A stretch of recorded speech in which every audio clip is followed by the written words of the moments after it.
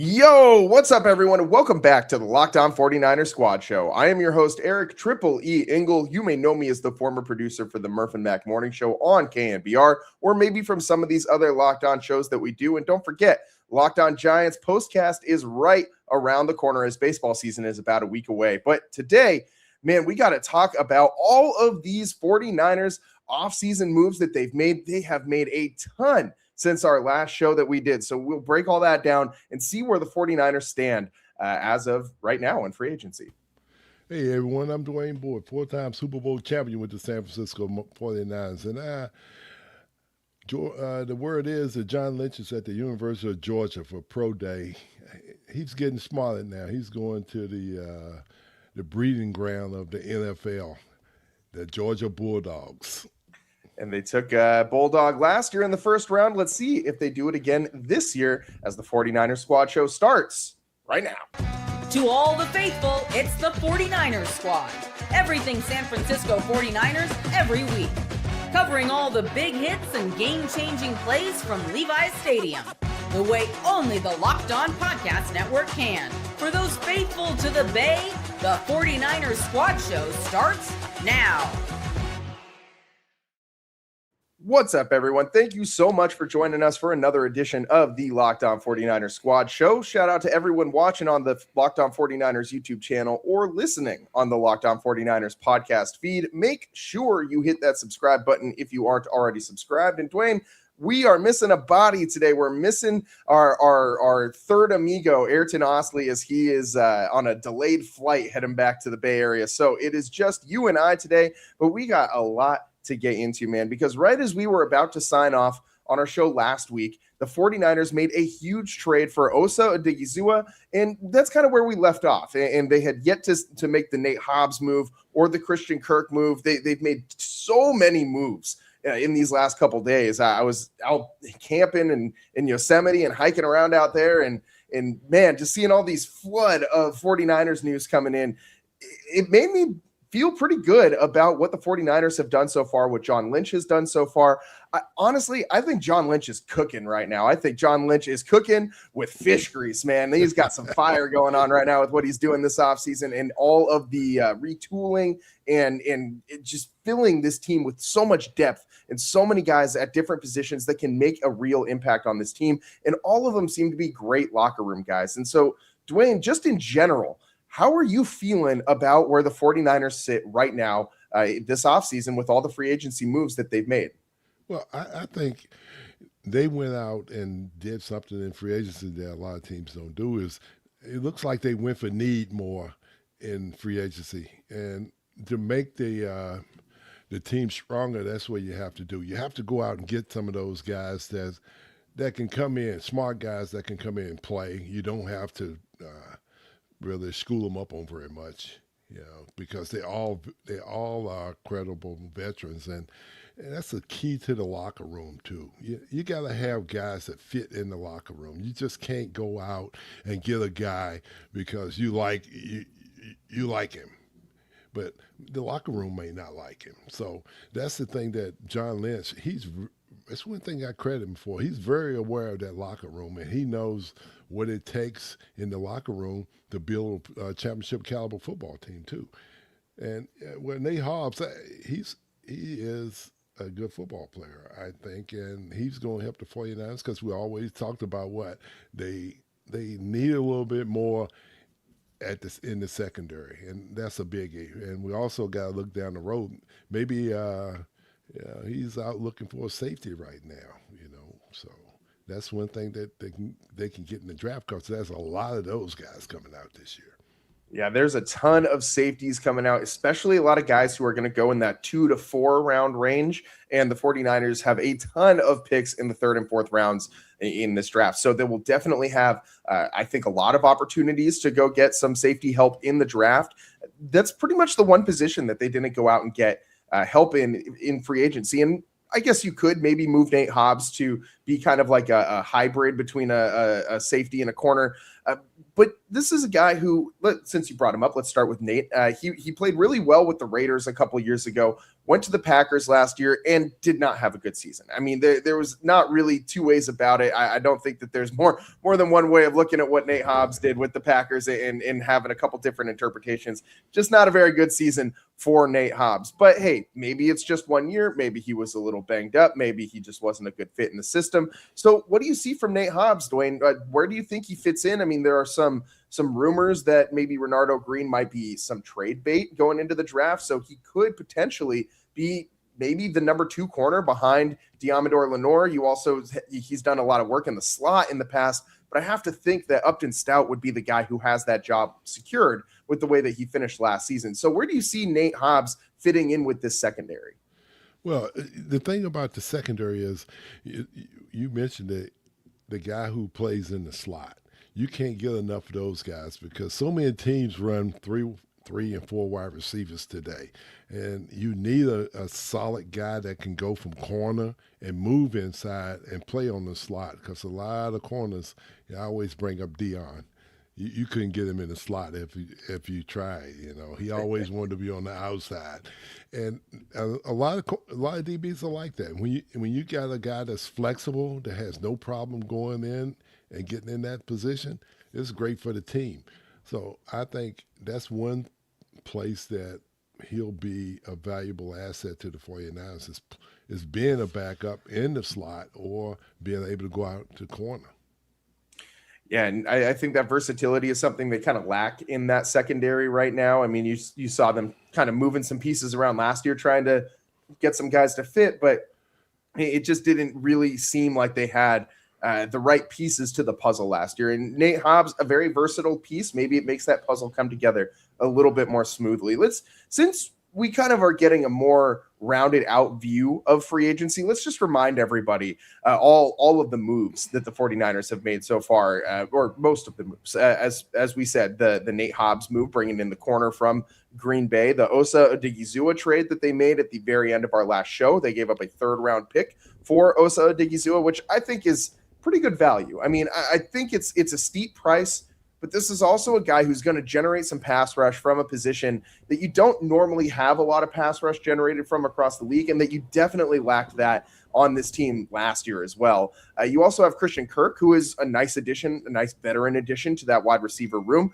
Dre Greenlaw to reunite with Fred Warner. Mike Evans, of course, the big splashy move that they made, who by all accounts seems to be like just a home run of a person as well as a player. When you listen to guys in Tampa talk about Mike Evans leaving, it sounds like their family member died, man. It sounds like they just, or like maybe their dog or something. Like they sound so upset that they're like, man, we're going to miss this guy. And he just meant the world to us and yada, yada, yada. And he appears to do all the off-field stuff in the community as well and be really connected, just being one of those guys who likes to give back to where he's living, where he's playing, and that's obviously going to win over a lot of 49ers fans here in the Bay. And then the 2 offensive linemen that they signed, Vidarian Lau and Brett Toth.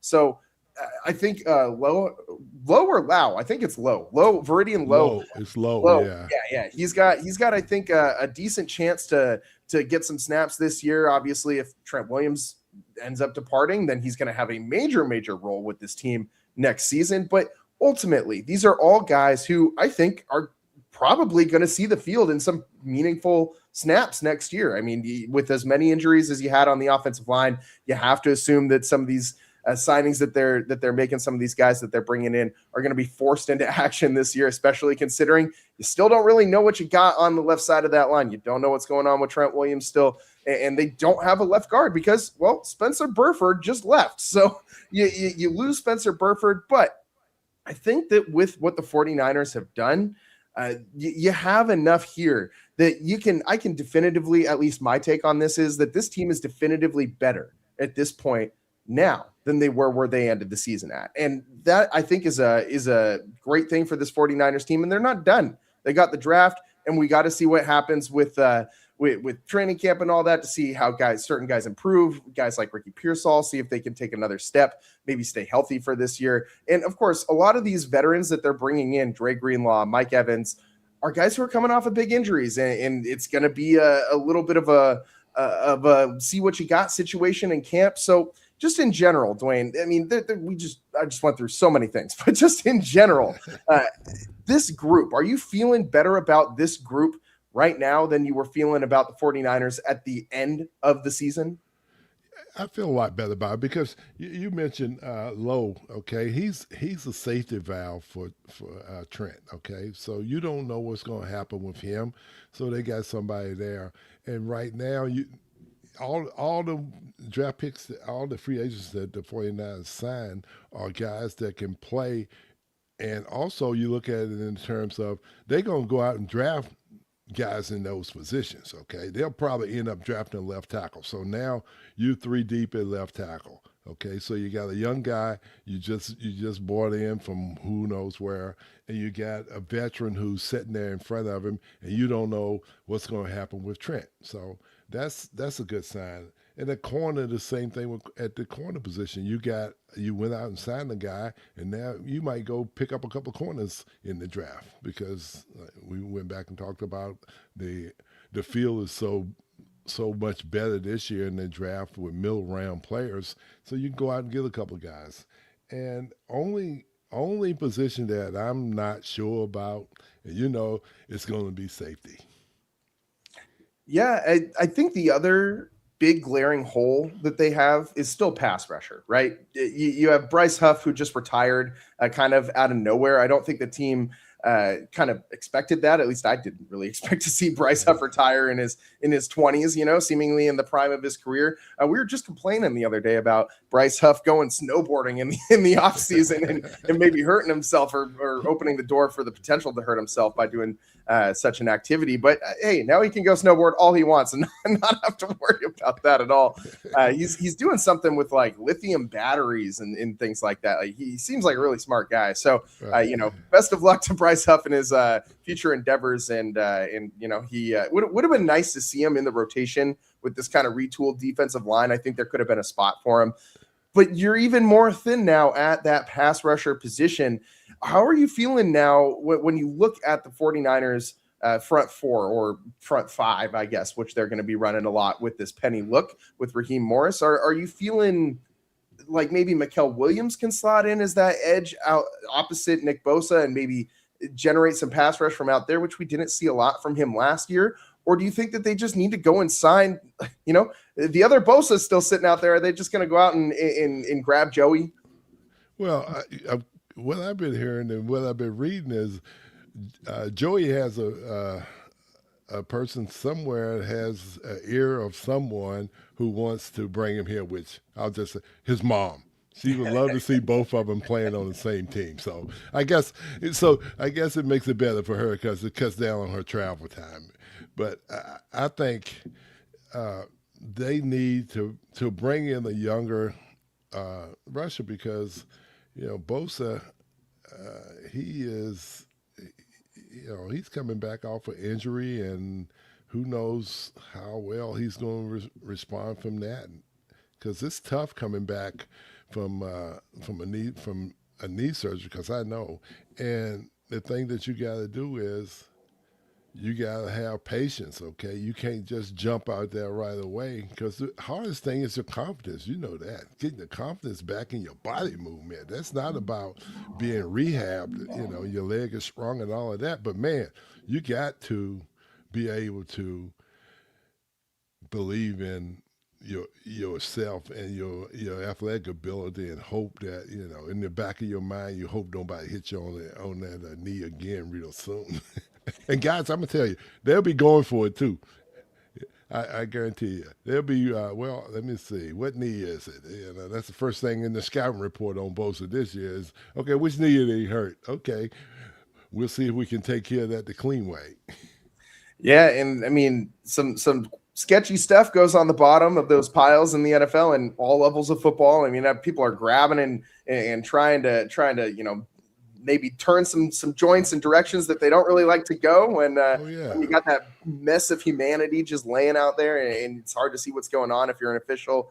I mean, this isn't Nick Bosa's first big injury. And it's concerning. Anytime you have an ACL in the NFL, it's concerning, especially when it's a reoccurring injury. That, I mean, especially as a D lineman, I mean, you need to have such a strong base. I mean, no one better to talk about that than you, Dwayne. What are some of the struggles that Bosa is going to face with trying to get his technique right and trying to get his form right coming off the ball, especially when he's going to be playing that outside rusher position in this penny front?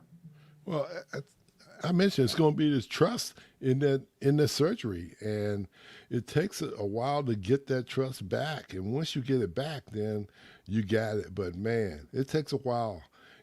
And the thing that makes it slow is training camp. And training camps today don't get you ready to play. And I guess who was it? Troy Aikman brought it up where players don't train properly in training camp. Training camp is for training, okay? It's not for coming in and sitting on the sidelines and going to the pool and out at night and have a margarita or whatever. It's training camp. It's where you go and work to get ready to play the season. It's where you go work against a 350-pound offensive lineman instead of some little guy that you're paying to train you that weighs 190 and 200. That guy, it's a different game, and it's a different feeling too. So that's the thing is your confidence. In training camp, well, you got to build your confidence for the season. And that's why I think players have so many injuries today, because they don't go that route no more. Everybody wants to go into the season coming out of shorts and shade glasses and a 49er cap. It's not a helmet; it's a cap. Yeah. The full brim like sun hat has been real popular at 49ers training camps lately, and you're not taking any hits while you're wearing that damn hat. No, and the hat. Yeah, you're right. That hat's not hit butting a 300-pound guy, or or tackling a 230-pound running back. It's all about getting ready to play the game.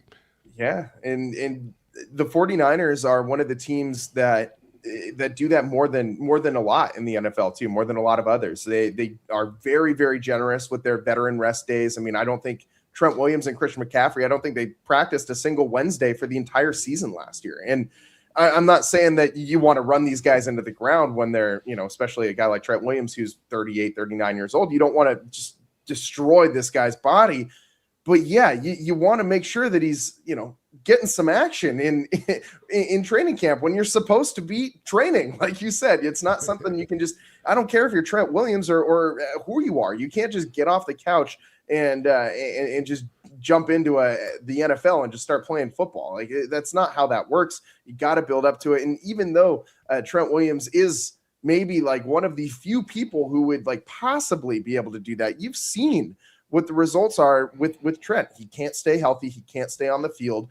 Even when he's on the field and he's not 100%, he's not as effective. And you can see in what he's still one of the best left tackles in the league, but he's not the level that he once was. And Father Time is undefeated. We know all of those things, but can he maybe give himself a little bit more longevity by, training and doing these training camp activities and not just sitting out and signing autographs on the sideline? I mean, I think that most fans would probably say, yeah, and most of the old guard like yourself would probably say, yeah, you can probably squeeze a few more years out of your NFL career if you're willing to put in the work. Yeah, and a lot of them have the fear of that. They don't want to get hurt, so they cut their career short. But man, you got to get ready to play the game. And a lot of the injuries that they have is soft tissue injuries anyway. So if they out there wearing the shoulder pads, helmet, thigh pads, and all of that, and maybe that might shield that transfer. The station with the radio waves coming off, it might shield some of that away from them instead of just going out there with a t-shirt and shorts on. But yeah, I really do. I really think training camp is where you get trained to play the game. But now it's so easy now. Not like when we went to camp. Okay, we had padded practice twice a day, And at noon, they had special teams walkthrough. And today, it's not like that. They only wear pads, 11 practices or something like that. Man, you can't get through 11 practices. It behooves me why you can't. Yeah, it's basically 1 week of practices for you guys back in the day. Yeah. And that's not enough. That's just not enough to get you ready for an NFL season. I completely agree. And, there's the 49ers training staff has been back in the news lately again, as George Kittle was just talking about how he had some torn ligaments in his ankle prior to destroying his Achilles, and how he was kind of favoring one side over the other and was just kind of all out of whack for the few weeks leading up to it. And you got to know, I mean, I know that it's George Kittle. It's one of your most important players. You're in a playoff push. Guys are going to fight to stay on the field, but at a certain point, that's what the training staff is there for, right? Like George Kittle is never going to sit there and say, I'm not ready. I don't want to play in this playoff game against the Seahawks. I don't want to play in this playoff game against the Eagles. George Kittle is never going to say those words. He's got to be completely immobile for him to say, yeah, I probably can't go out there today. You've got to get to a point where he literally can't walk and has a torn Achilles before he's like, yeah, I got to come out of this one. and that's exactly what ended up happening. So do you think that, I know it's kind of like a league-wide thing where teams are practicing in general less with pads in training camp and all that, but do you think that there's something to this 49ers training staff maybe not being up to snuff as considering all the things we've seen from this team the last few years? Well, I would probably say you look at, if you take a survey of how much activity around the league that other teams are doing, the ones that don't have that many injuries, and take a look at how they train their players, okay? Because there's got to be something to it, because the 49ers have way too many soft tissue injuries, or way, way too many guys that don't feel comfortable, with the training staff. You can take that all the way back to Brandon Aiyuk, okay? And, yeah. He was one that probably put them on the spot. He didn't feel comfortable about, am I ready to come back? So. Yeah, and I mean, as much as I disagree with how Brandon Aiyuk handled his situation this year or this past year, I don't think I disagree with that premise of it, right? Like if you are a player on the 49ers and you have a major potentially career-altering knee injury, and you don't think you're ready to come back, and you have a doctor that's telling you one plan, and the 49ers are saying you're ready to go, and their doctors are telling you another thing. If I'm Brandon Aiyuk, like, I'm going to have a hard time trusting the 49ers team doctors at this point. Like, when you look at what's been happening with other players on this team these last few years, how, if you're a player on the 49ers, if you are Brandon Aiyuk, how do you sit there and trust this training staff at this point? You don't. And that's the thing, that's why players like to go out and get a second evaluation, because if they don't trust the doctors at your team, then they're not going to trust anyone. When they be getting bad information, they say, wait a minute, hey. And that's the thing, another thing, that circulates in the locker room quick too. When a lot of players say, hey, don't let so-and-so, do whatever on you. Go get a second opinion. And that's when you go get a second opinion and you got two doctors who aren't agreeing on it, that sits in a player's head for a long time. Because he looking at, well, they forcing me out there. They forcing me back on the field, because that's not me. I'm going back when I'm ready. And when you say that, then that creates a problem with management too, because they think you're ready to play, because who are they getting their reports from? The doctor. They're not. They don't even consult with the outside doctor. They're going to consult with the team doctor, the in-house doctor. But when you go outside, that's a bad sign. Management don't like that. Yeah. Jed York's probably not a super huge fan of paying a guy $30 million a year who's saying, I don't really trust your doctors, buddy. I think I'm just going to go with what my guy says, Yeah. And I get it from both perspectives. And again, I don't agree with how Brandon Aiyuk handled all of this stuff. I don't think you need to, have all the cryptic messages on social media. You don't need to be posting yourself going 100 miles an hour outside of the stadium on game day, onto your Instagram. You just don't need to do those things. You can have your disagreements. You can with the team and with the front office, and you can go through the proper channels to do that, right? Like there's a way to go about doing that. We see this every single year in the NFL. And very rarely do we see it go completely unresolved and see a player just choose to voluntarily sit out for a whole season and forfeit $30 million. So two things can be true, right? Like Brandon Aiyuk, I do think that there are some very real valid concerns from his perspective with the Niners training staff and coming back and all that with the knee.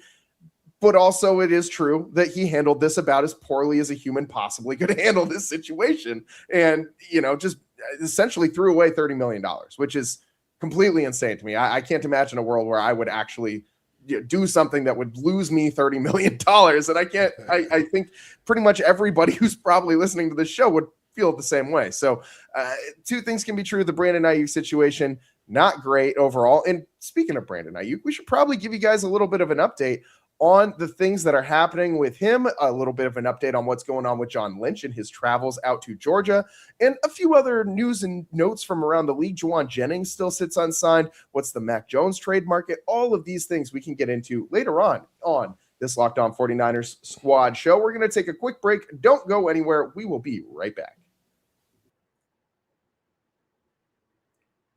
Today's show is sponsored by FanDuel. College basketball is nonstop. Big games, tight spreads, momentum swings every single night. From early tip-offs to late-night West Coast shootouts, there's always action on the board. And now, FanDuel is giving you a way to turn that energy into even bigger potential wins with a college basketball parlay profit boost. You can build any college hoops parlay you want. Rivalry games, ranked matchups, whatever fits for you and your betting preferences. You can mix spreads, totals, and player props to match how you see the slate playing out. Then you can apply the profit boost and instantly bump up the potential payout.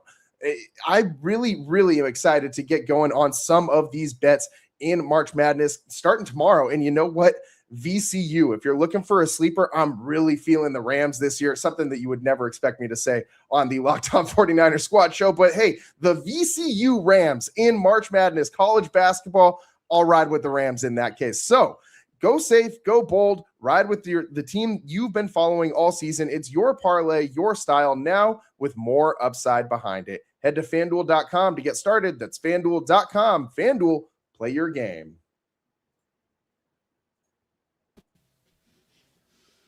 Welcome back to the Locked On 49er Squad show. I'm your host, Eric Triple E Engel, joined by Dwayne Board, four-time Super Bowl champion with your San Francisco 49ers. And Dwayne, the Brandon Aiyuk situation we were just talking about, he still is a 49er. After all of these things that we just talked about, the cryptic messages, the public disagreement with the team, sitting out for the whole season, the 49ers kind of planted the flag a while ago. John Lynch saying he's played his last game as a 49er, talking about Brandon Aiyuk, and basically declaring that they were going to release him once free agency started. Well, new league year is here. Free agency has started.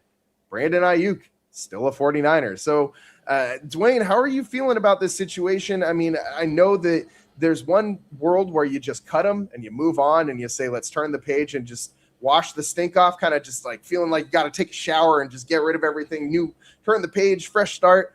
But there's the other side of this, which is you don't give away good players for free. And Brandon Aiyuk, pretty damn good player.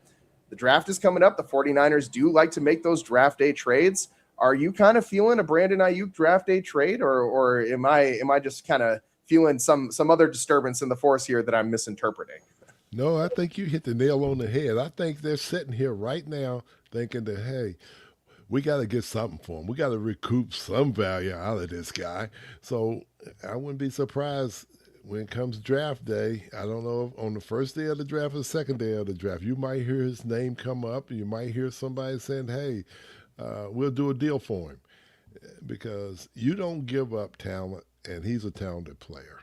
Yeah. And right now, the 49ers, they have the playing cards because he's property of the 49ers right now. So, in his last full season that he was healthy, he balled out. He was very, very, very good. He had a 1,000-yard season. He had a ton of touchdowns, ton of catches. And he was very, very good at generating separation from coverage and just snapping off routes that make DBs look silly. And he was a very, very good player. Now, you still don't really know if that's what you're getting because of the knee injury. But when you look at the wide receiver market in this offseason and you see Alec Pierce get $29 million a year, and I know that this draft has, 5-ish first round projected wide receivers that are probably expected to make a pretty solid impact once they get to the league, or at least a pretty immediate impact. But none of these guys are Brandon Aiyuk. If Brandon Aiyuk is available talent-wise, I think he's the best receiver that you can go and get this offseason. I don't think that's super debatable. I mean, there's other guys that, Mike Evans, very talented wide receiver coming off of injury. Stephon Diggs, talented guy, climbing up there in age. There's a lot of guys out there that, are good but not great. I think Brandon Aiyuk is the only guy out there in this offseason, wide receiver wise, that could, lift himself into that great category as far as current wide receivers that are playing in today's NFL. And when I look around at teams that are wide receiver needy, there's a lot of them. The Patriots, the Giants, the Raiders. I mean, the Raiders would love to get their first overall pick, Mendoza, a target to throw to, because right now he's got Jalen Naylor. I mean, that's not really what you want to be putting your first overall pick in out there with. I mean, you want to give him a bona fide number one receiver, and same with the Giants. I know they got Neighbors out there, but he had the injury last year. You want Jackson Dart to have more options on offense. The Patriots. You see Stephon Diggs leave. They obviously got a huge hole there they got to fill now too. And when you're looking at Brandon Aiyuk and all the baggage, but you're also looking at all the talent, what do you think, Dwayne? What do you think the 49ers could get back for a Brandon Aiyuk from one of these wide receiver needy teams? I think right now, if they could get 2 mid-round picks, a second and a third, it'd be great. And you got to look at, there's a few coaches out there with that has a background with him too. Yeah. Look at the Tennessee Titans. They have a background with him.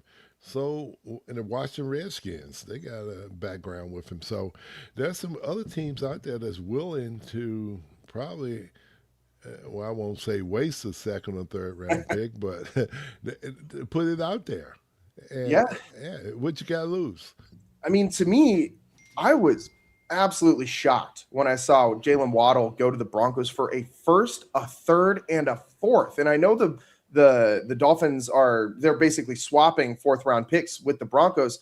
So you're getting, if you're the Dolphins, you're getting back a first and a third round pick for Jalen Waddle. And I mean, I'm not saying that Jalen Waddle is a bad player. He's a pretty solid wide receiver in the NFL, but I mean, Jalen Waddle, a first-round pick and a third-round pick, that sounds so insane to me. And so when I think about Brandon Aiyuk's talent level and what he's done in the NFL compared to what Jalen Waddle has done in the NFL, Brandon Aiyuk's the better player. And when you see Jalen Waddle go for something like that is an astronomical price tag for a guy who was a number 2 receiver in Miami. And Brandon Aiyuk is a number 1 on a team if he's healthy, if he wants to be there, if he's in a copacetic relationship with the front office and he likes his quarterback and all those teams. I get that he's a diva.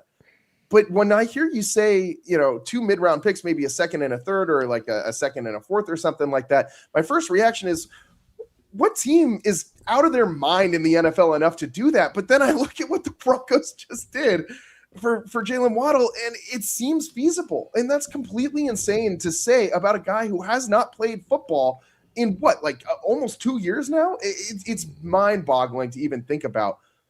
But I think that you're right. I think that they could get a couple mid-round picks for him. Do you think that I think it would be out of the question for the 49ers to get a first-round pick for Brandon Aiyuk. But do you think that that's something that they could maybe be asking for or could have on the table? Or are teams maybe not going to go that far because they know that eventually this is headed for a separation? Yeah, I go the route of, I think it's eventually it'll be a separation involved. But to put a 2 and a 3, a high 2 and a high 3 is not a bad call, I think. So, but man, to throw a first round pick out there, no team wants to do that on a player that's really been out for 2 years. No. Yeah. Yeah. So, but a 2 and a 3, it's a good call. And they'll work better for the 49ers. If they could get a 2-3, all they can do is add more to their defense. Yeah, and it really looks like they're shaping up to sign a ton of guys in draft a bunch of guys who are going to fit in to this defense in those middle rounds. And they have a really, really, really good, that's why I think that the free agency signings that they've made so far have been so good, because they've solidified a lot of these need positions with veterans, and that allows them to just go out and draft just whoever is available and fits into your system and looks like the best player on the board at any given point in time. So I think that the 49ers are really setting themselves up well to beef up this defense, to beef up this offensive line, to really add to the trenches of this team, which is, you saw last year how bad they needed that depth. And you did check some of those boxes in free agency. Now, with that being said, John Lynch is on the road. He is at Georgia's Pro Day today. And that's notable, I think, because one, last year, their first round pick, Mikael Williams, came from Georgia. And so John Lynch obviously has a history with liking some of these Georgia prospects. He also has been at Stanford's Pro Day every year since 2017.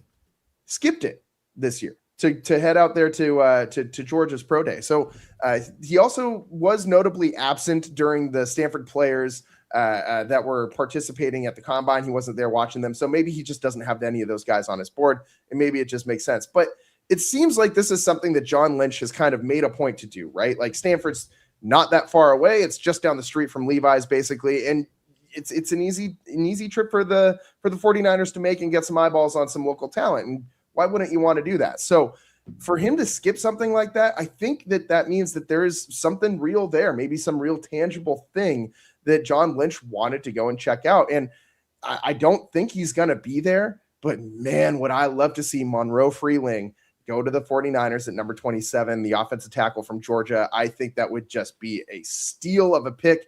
Now, I don't expect him to be there. I expect him to go earlier, but you also have three other guys from Georgia who are all ranked in the top 50. I mean, you have CJ Allen, linebacker. He's ranked at number 22 overall from the prospects in this draft. You got Christian Miller, the defensive tackle, about number 41.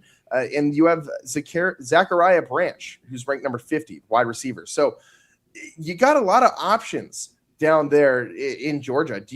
Are you feeling John Lynch kind of maybe favoring any of these specific guys? And who would you want to see them pick if they were going to take one of these guys in the first round? Who would you want it to be? I agree with you. I've seen him taking Monroe Freeling in the first round if he's sitting there and available. And if he comes back, the next guy would be Miller.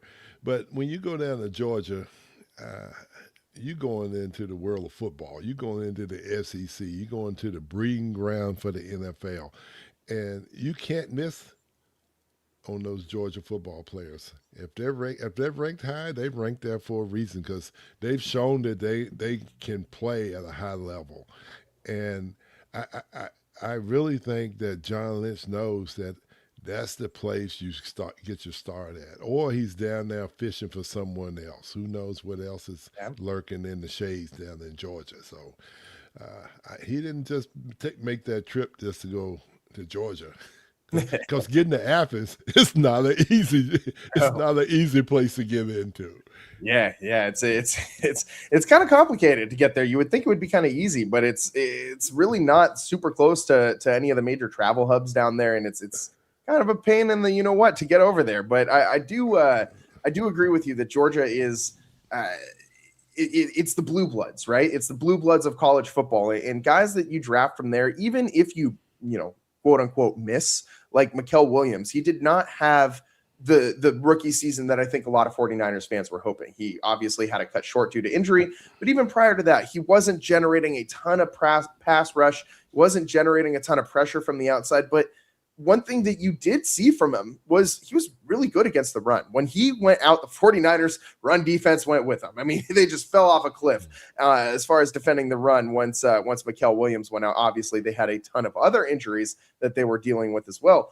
But that was a noticeable change in this 49ers defense last year when Mikael Williams went out. And what I'm getting at here is that even though he wasn't up to that pass rusher, like premium pass rusher level that you wanted him, he was still a very good player. Like he was still a starting caliber player that you draft. So even if he missed air quotes missed on Mikael Williams, did you really miss? Because this guy is still a starting caliber player. And there are so many guys that the 49ers go and take from, insert random college here that just don't pan out, that just don't have that high floor that I think you get when you get a guy from a program like Georgia. And that's why I really like what John Lynch is doing. I really like the optics of this. And I'm just really crossing my fingers here and hoping that Monroe Freeling drops to them. It would also be interesting to see a CJ Allen, the linebacker from Georgia, because I know you got Dre Greenlaw, but you got a lot of injury history between those two linebackers right now. Do you think it would be a bad move for the 49ers to maybe go try and draft,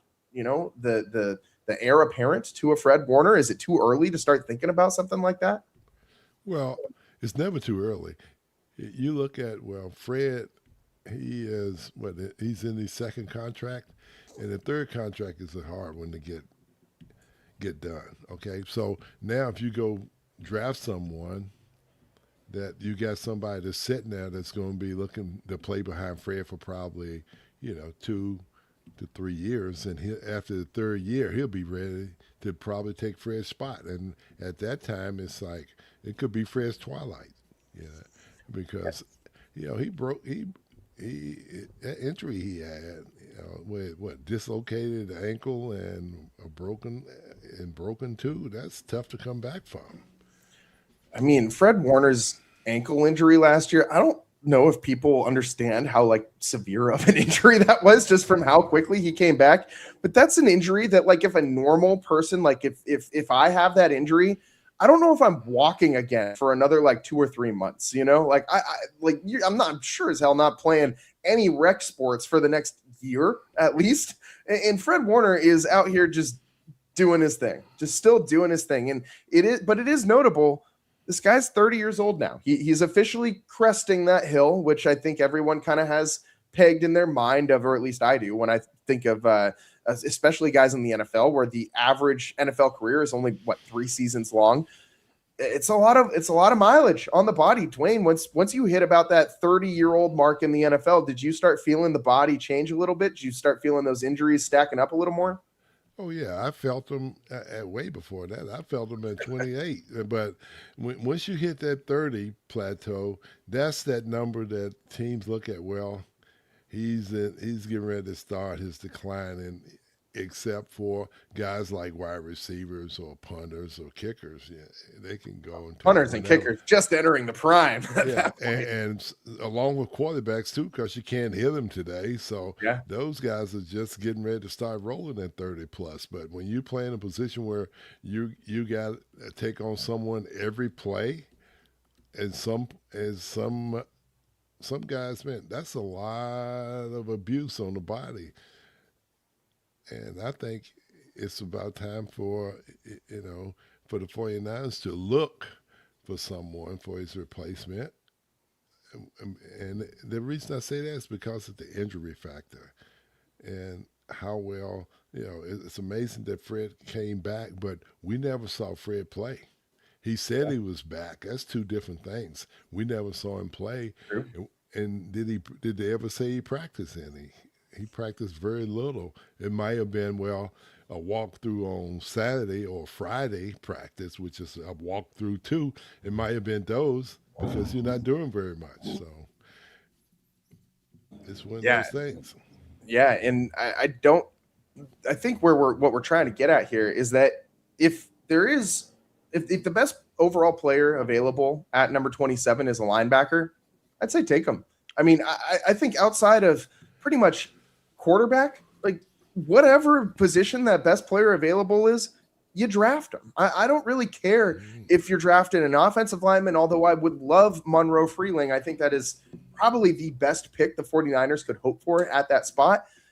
But hey, I'm not going to be upset if they go draft a corner. I'm not going to be upset if they go draft a wide receiver. I'm not going to be upset if they go draft an offensive tackle or a pass rusher or a safety. No, I will not be upset at any of these situations because the 49ers have done such a good job in plugging these holes in free agency that they can just go get the best player available. And I think that is the best strategy you can have going into the draft. So I do think the 49ers are in a good spot right here. I do think that this John Lynch being down there at Georgia's Pro Day is a little bit of a look inside to what the 49ers are thinking early on. I think that they are wanting to do their due diligence on Monroe Freeling and all of these other, top 50 Georgia players that you could potentially snag at number 27. And while some of them might be a reach, I do think that at least the 49ers and John Lynch seem to think that it could potentially work out for Monroe Freeling to head to them at number 27, which would just be, that would be a home run of a pick. That would be a grand slam of a pick, not even a home run. That's give me as many points as possible for that pick, because that would just be just perfect for what the 49ers need. But it could go in any direction. I could still see them trade him back if what they see at that spot isn't really what they want. And I wouldn't hate that either. I think the 49ers have so many options going into this draft. You have the potential to trade Brandon Aiyuk. You have all the extra compensatory picks. And the other guy we have not brought up as far as these draft day trade rumors, which I feel like we bring him up once a show, and we probably are going to until the draft comes and goes, and he's either on the team still or he's not. Mac Jones, of course, was the backup quarterback for the 49ers last year, who kept them afloat after Brock Purdy went down with the toe injury for a few weeks. And Mac Jones was really, really good for the 49ers in these spots. But when I look around at the quarterback market, it seems to have cooled off a little bit. The Jets have, I guess, a quarterback they're going to go into next season with Geno Smith. Led the league in interceptions last year. That's a choice. They already did this once. It didn't work out. They're going to do it again because they're the Jets. So they have their quarterback, and they're not going to give up what the 49ers want for a Mac Jones. At least I don't think so. The Vikings go and get Kyler Murray, and got the Arizona quarterback, ends up in a pretty good spot in Minnesota, but that was kind of the landing spot that we had all pegged for Mac Jones if he was going to depart from the 49ers. And of course, the Dolphins also in a situation where they have a quarterback now as well, with Malik Willis, who they signed in free agency after getting rid of Tua going to Atlanta. So maybe that, Atlanta was maybe a dark horse contender for Mac Jones. All of these teams now have quarterbacks going into next season that they seem to be comfortable with. Do you think that the market on Mac Jones has cooled off enough that the 49ers now are just going to stand pat and keep him going into next year? I think so. I think they might have overvalued Mac Jones if they did that research on him around the league and find out what other teams was willing to offer. I don't think they did. So with that, you got to look at Mac Jones is in the same boat of Cousins, okay? If somebody wanted to go out and get a backup quarterback, but Mac Jones he's shown that he's not a backup quarterback, so he's a starting quarterback. And you look around the league, and all the doors is closed on those quarterbacks. Everybody's got a quarterback except for one team, and they're going to have a quarterback on the first day of the draft. It's the Raiders. So What do? Yeah, you go back to the 49ers and hope you get some more playing time and boost your stock for next year. But right now, everything is quiet on the quarterback front. Yeah, and I think you would still get a compensatory pick if Mac Jones ends up leaving in free agency next year. You could also still trade him mid-season next year. So it's not like this is the only chance the 49ers have to unload this guy. And I don't think that they're going to I think that they would rather keep him.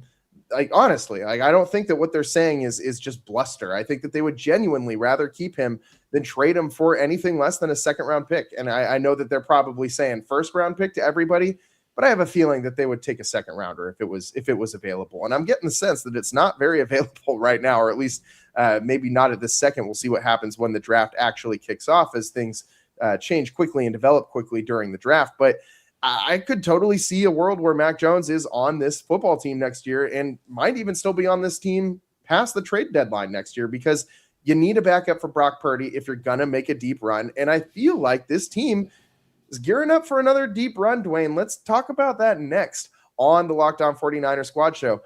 Are the 49ers contenders again? Have they done enough to make them legitimate Super Bowl contenders for the 2026 NFL season? That's what's coming up next here on the Locked On 49ers Squad Show.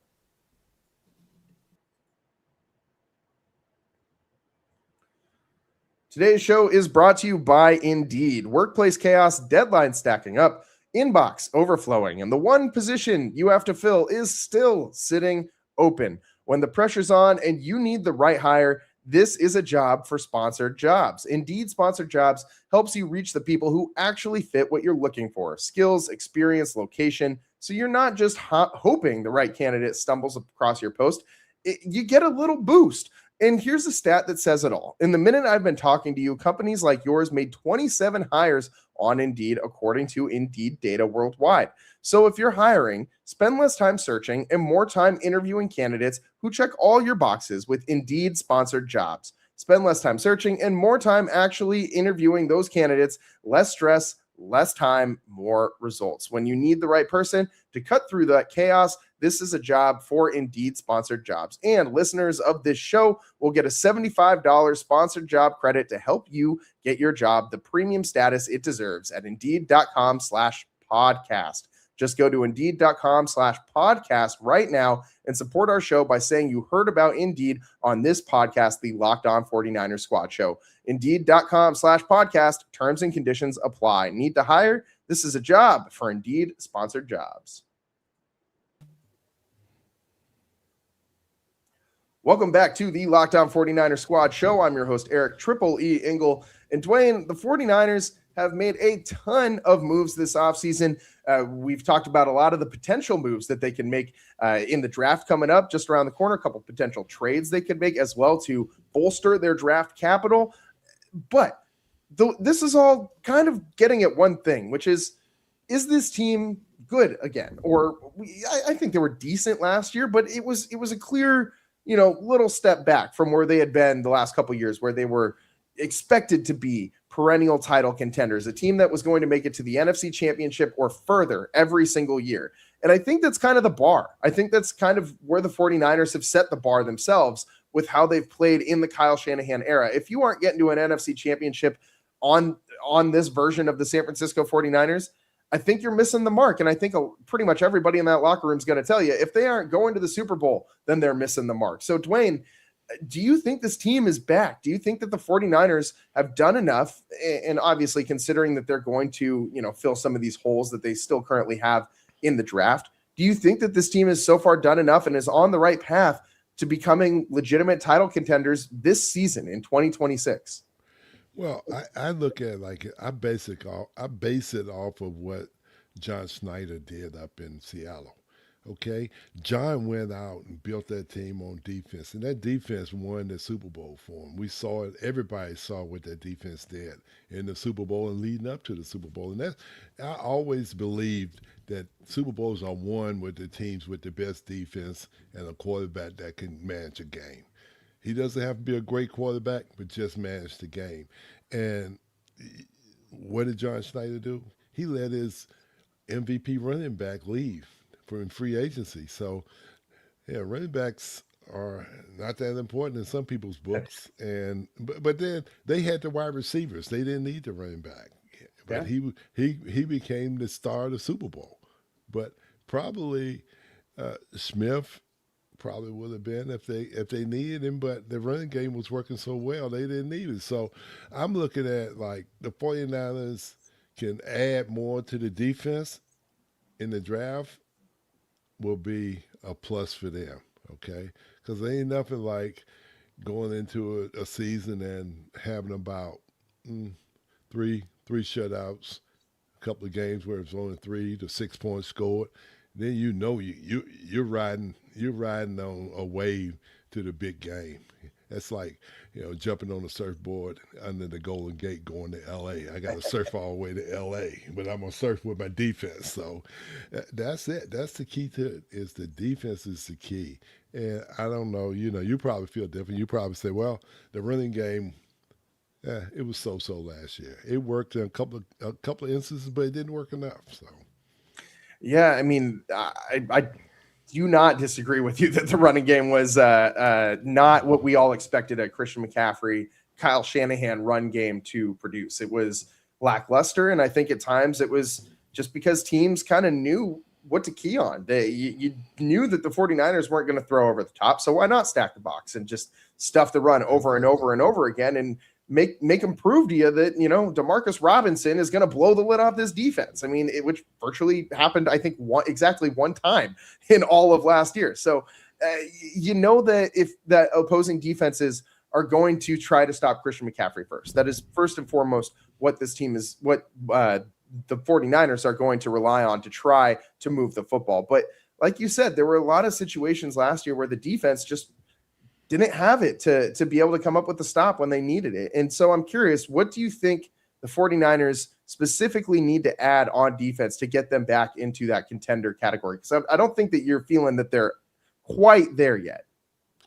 Well, I'm going back to that safety position. That's an important position because that safety, he's a guy that he's a run stopper, and also he can play the pass, and that's what they missed last year. And he's a tone setter in the secondary to me, the safety. He's the guy that brings the woo licks to the stadium, and he's the guy that gets off the bus first.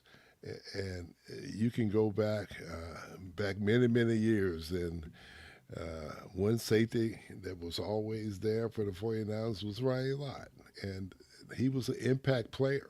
And you can take it along the lines and say, hey, well, what did Ronnie do? Ronnie brought the enthusiasm, and he brought the game. Other guys played for Ronnie. I played for Ronnie. And that's what you got to have, a guy that's with heart and soul. And to me, the safeties, man, those are like heart and soul guys. You can have a great linebacker, but, man, if you got a safety, because he's playing both ends of the spectrum. He's in the back, he's in the secondary, and he's up front making tackles. And if you go back and look what Seattle had, they had a couple of safeties that bought it. Even back in the day when they had when they had the Doom Squad or whatever they called them, those guys bought it. They had Earl Thomas and Cam Chancellor. Man, that team that made the corners' job easy because the receivers didn't want to go across the middle because they knew they had two people looking them in the eye, and so it's an important position. Yeah, and like you said, the 49ers have not had that type of guy in a while. I mean, Deshaun Goldson and Dante Whitner as a pair, as a duo back there were scary. They would strike fear in the heart of your opponent. And like you said, it would make opposing wide receivers think twice about, I'm going to run this dig route and I'm going to sky and high point the ball, and no the hell you are not when Dante Whitner is sitting there ready to put his shoulder into your ribs as hard as he can, flying around like a Suburban out there in the secondary. And they don't have that leader in the secondary. Diamador Lenore is a type of a leader, but I don't think that he's that. You need a veteran guy back there. I would love to have a veteran guy back there who could bring a presence with them. And I don't think that guy's out there right now anymore for the 49ers to go and get. So it's probably got to be a younger guy from the draft. But like you said, it's got to be someone who has a chip on their shoulder, who has that attitude, who has that mentality of, I'm going to go out there and I'm going to cause some damage to the other team today. And that is, I'm not saying you're playing the game with intent to try to go hurt somebody, and that's not your first goal, but man, you want to make them think about you when they're lining up across from you. You don't want them to just say, I'm just running 7-on-7s and I'm just going to go out and catch passes and run all day after I catch the ball. No, you're going to catch the ball and immediately pray to God that you're not just going to get clobbered by whatever secondary guy is running around out there at the safety position that's looking to take your head off. And the 49ers have not had somebody like that in a while. And that's the biggest, in my opinion, the biggest thing that this team is missing on defense. I know a lot of people are going to tell you they need an edge rusher. They need to generate some pass rush. I think collectively what they got up front, even I'm not saying that I'm satisfied with it, but if they did just go into the season with what they got currently, I don't hate it. I don't think that they're going to be dead last in sacks again with this squad. I don't think that they will be, but you need an edge rusher still. Yes. I think the safety position is more important. I agree with you on that too. We're doing a lot of agreeing today on this show. Doesn't make for great, debate on the podcast, but man, it's true. When you need that tone setter in the back half of the defense. I know Malik Mustafa is version of that. But guys are not scared of him in pass coverage. Guys know that they can generate a ton of separation from him, and he's not even going to be in the same neighborhood to deliver one of those woo licks with the way that Malik Mustafa is playing coverage these days. So I think you really need to try and figure it out. I know you have 3 guys back there who are going to return this next year, and they all do things differently well. Of course, you saw Jason Pinnock leave in free agency. You saw Jair Brown have a couple good moments. He's got some good ball skills, but not the best tackler, doesn't take really great routes to the ball. Malik Mustafa is kind of the foil of that. He's not very good in coverage, but he's going to deliver you some hits in the run game. And then you have Marquise Siegel, who was pretty good late in the season, but looked really, really, really bad in coverage at various points during the middle parts of the NFL year. So you don't really have a solution back there. You need to figure it out at safety. And I do think that if they figure that out, this team could be back in the NFC Championship this year. I really do think that this team is starting to turn a little bit of a corner this offseason. I think John Lynch has plugged a lot of these holes. Maybe I'm an optimist. And if you want to label me as the Pollyanna optimist who's just always seeing the world through rose-colored glasses, then that's fine. I'll take that. But I do have some good vibes about this 49ers team. It does not feel like I felt last year, which, going into the season when we were just starting out these shows, we were all kind of saying, the 49ers are already having injuries pile up and they haven't even played a game yet. This is concerning. And I'm not feeling that way at all now. So I feel a little bit refreshed compared to where I felt or how I felt about this team at this point last year. So I do think that the 49ers are almost there. Obviously, they're not done with this offseason yet, but if you can go and get an impact player at the safety position in the draft, and if you can go and find 1 or 2 edge rushers to kind of rotate on the opposite side of Nick Bosa, I think you're set, man. I think this team is ready to go. I think that you have done enough for this wide receiver room to improve it. I don't really think that that's a huge need anymore for this team. Obviously, if you start looking past this next season, then yeah, there's a huge need for that still. You need to be able to refill that room after, the 2026 NFL season. But there's a lot out there for the 49ers to still go and do with all the draft picks that they got. And really, they don't have nearly as many glaring holes as they had earlier on. You still need a left guard because Spencer Burford is going to the Raiders, which is an interesting development. But hey, I'm sure he wanted to get a fresh start somewhere else. Played the best football of his career in the back half of this last season when he was playing left guard. That was a nice thing to see, considering Burford had been really bad in other spots throughout his career. But it's I think a good fresh start for him out there in Las Vegas. And the Raiders obviously are going to need some help out there to protect Mendoza. We got one more quick break here. On the other side, we'll wrap up the show, send you on your way, and hopefully we can get some more exciting 49ers news between now and our next show coming up on Friday. That's what's coming up next here on the Locked On 49ers Squad Show.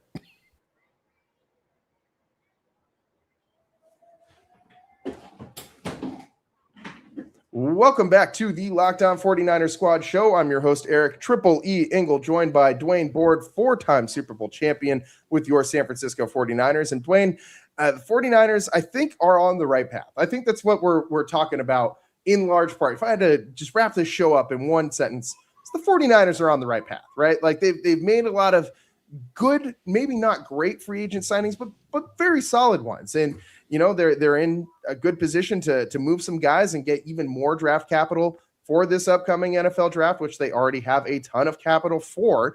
And, you lose some guys, you lose a Bryce Huff to an early retirement, you lose a Spencer Burford, you lose a Sky Moore, man. Let's end it on this. Sky Moore, they finally had a kick returner, Dwayne, and they let him go after 1 year. Maybe this is like for some people, maybe this is a negligible thing, but I think this is actually kind of a big deal for the 49ers. I think this is genuinely the biggest loss that they have had in this offseason is losing Sky Moore as he goes to the Packers. Are you thinking that this is going to be a problem for the special teams unit next year? Because they struggled to find a solid kick returner for so long. You finally got one and then he just walks away. They did. That's funny because for them to let him go out the door, he brought some excitement to the game. You had a chance when he caught it. If he didn't fair catch it, you knew that maybe he was going to take it to the house. Maybe he was going to get you some positive yardage, and the guy won some games. But it's hard to find those guys. Those guys are kind of special. Return guys are, and I think it's going to be a problem for them if they don't find someone in the draft. You got to go draft that guy. You're not going to be able to find him this late. I mean, this late in free agency. No, he's not out there right now. Yeah, I mean, I wouldn't hate. They have so many draft picks in this upcoming draft that I would not hate to see a late round kick return specialist pick. I really wouldn't. Or maybe they really love their undrafted free agents as well. I feel like every year they go and find a guy or two from the undrafted free agent scrap heap that ends up making the roster. And so maybe that's where they find their next kick returner. But yeah. I'm just bummed, man. Like, I was really high on Sky Moore also when he was a rookie coming out of, I think he went to Western Michigan. I was pretty high on Sky Moore. I thought he was going to be a very good receiver in the NFL. He obviously has not been very good as an actual wide receiver in the league. He didn't pan out in the NFL's most prolific passing offense in Kansas City, which if you're in that situation, generally speaking, you would think that if you're going to click, that's where you would click at the position. But he was a very good kick returner here in San Francisco. And I mean, I really, really, really liked having him back there. It felt like a security blanket. The 49ers special teams last year went from being like scary hours to really comforting. And seeing, when Eddie Pinheiro went out on the field to go try a 40-yard field goal or less, man, I just felt like I could just, I didn't really need to watch. I could go do some dishes. I could go grab a snack from the fridge. I could go grab a beer, do whatever I needed to do. And it wouldn't matter because I know that kick is cash money. Eddie Pinheiro is going to make it. Same with Sky Moore, returning kicks. I knew that when the other team was punting, it was safe for me to go get up and grab a beverage from the kitchen. You know what I mean? Like, I knew that Sky Moore wasn't going to be muffing punts back there and putting the 49ers in negative field position. And it's going to be a bummer to not have that security blanket. And I really hope that they can find someone who is as solid as Sky Moore was back there, because, man, that was a huge, huge, huge comfort for this team. But in general, I think when you look at the loss of Sky Moore, the loss of Spencer Burford, you had some other rotational guys. A lot of defensive linemen end up leaving. Some Matt Hennessy left, the backup center as well. You have all these guys leaving, but no one that's really. I think what you're getting back is far greater than what you lost in this free agency so far, and you still have the draft to go to fill even more, which I think puts the 49ers squarely on the road of getting better. Am I right? Are you feeling the same way? Yeah, I think they're definitely better than they were last year right now because of the free agents that they've signed already. And who knows, they might get Jenkins back because right now nobody is Jennings. Jennings. Nobody's ordering his favorite contract right now. I would not hate to see a Juwan Jennings reunion here in San Francisco, but I just don't think that there's room for him in that wide receiver room anymore now that they went out and signed Christian Kirk. I don't think that they got any more money to spend on wide receivers. I know they still have cap room, but I don't think if you are John Lynch in the front office and the brain trust of this 49ers team, I don't think you're spending any more money on wide receivers unless they're coming from the draft. I don't think that you're going and getting another veteran. Juwan Jennings on this team, especially with Christian Kirk, Ricky Pearsall, and Mike Evans. I mean, Juwan Jennings is kind of the odd man out in that rotation. He's basically the wide receiver 4. Yeah, he'd be the 4th wide receiver or 5th or inactive on game day. Yeah, and I don't think the 49ers are wanting to spend, $10+ million on 4th string wide receivers. So as much as I would love a reunion with Juwan Jennings, I think he brought some nastiness to that run blocking scheme on the outside. He was obviously very clutch on third downs. He caught a lot of touchdowns this last year for the 49ers, was a great red zone target. I just don't think they got room for him. And it's a bummer for Jennings, who, thought he was going to make around $20 million a year in his next NFL contract. And apparently he is getting offers substantially lower than that. And I did not think that he would be sitting here, middle of March unsigned. I thought we would see something in the first couple of days of free agency for Juwan Jennings, but he just hasn't had the suitors, So we will see where he ends up, where he lands. I personally don't think it's going to be with the 49ers, but we'll see what happens with that. It's about all the time that we got for you guys today here on the Locked On 49ers Squad show. Just not a huge squad today, Dwayne. Just you and me. Two-man squad. Two-man squad. But, we got it done. And the 49ers, they're getting it done too. John Lynch cooking with some hot fish grease, man. Just really, really, really doing a great job in this offseason, in my opinion. I think filling some of these gaps that the 49ers had, adding some much-needed depth to this team. And, again, Osa Odighizuwa, Nate Hobbs, Christian Kirk, Dre Greenlaw, Mike Evans, Vidarian Lowe, and Brett Toth. I mean, some not so household names and some home runs as well. So you reunite Dre Greenlaw, you bring in Mike Evans. Christian Kirk, I think, is a very good signing as well. Osa Odighizuwa, I think, is going to be very, very good in this five-man front with the versatility that he provides. Nate Hobbs has a great chance to be a very, very, very good player in this 49ers defensive scheme, a bounce back year, a prove it deal for a guy like Nate Hobbs. I love those types of deals because a lot of times those guys do step up. And so hopefully we will see a Nate Hobbs step up and maybe even push for that number 2 cornerback position. We'll see what happens. But yeah, I'm really encouraged by what I'm seeing from this 49ers team.